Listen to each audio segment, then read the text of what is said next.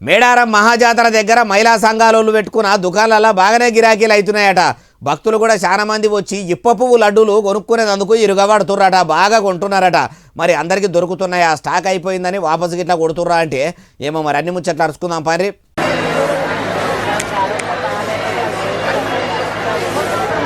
మహిళా సంఘాలు తయారు చేస్తున్న ఇప్ప పువ్వు లడ్డూల గురించి అప్పట్లో ప్రధానమంత్రి నరేంద్ర మోడీ సార్ కూడా మాట్లాడిండు కదా.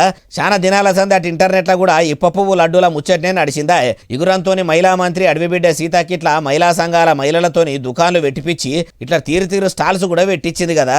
మేడారమైన భక్తులకు తీరొక్కటి అమ్ముకుంటా ఆడబిడ్డలు ఆమ్దాని పెంచుకునే పని కూడా పెట్టుకున్నారు. చాలా మంది కూడా ఇప్ప పువ్వు లడ్డూల డబ్బాలు అమ్ముతున్నారని తెలిసి ఇట్లా వచ్చి కొనుక్కుంటున్నారట. అటు ఇప్ప పువ్వు లడ్డూలు తింటే పానానికి మంచిదని కూడా ఇట్లా కొంటుర్రట. గర్భవతులకు కూడా చాలా మంచిదట.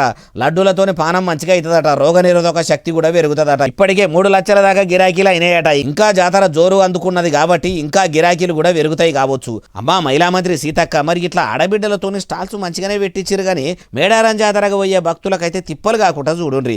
ఇప్పటికే చాలా మంది భక్తులు వచ్చి మొక్కులు అప్పచెప్పుకుంటారు కాబట్టి ఎవ్వలకు తక్లీఫ్ అనేది కాకుండా చూడుర్రి. మొన్ననే మీ సర్కారు ఏర్పాటు చేపించిన నేమ్ బోర్డు కింద పడితే ఓ పెద్ద మనిషికి దెబ్బలు కూడా తాకినాయి కాబట్టి జర పైలంగా పనులు చేపియండి అంటుర్రు ఏ ముచ్చటి ఇన్నోళ్ళు.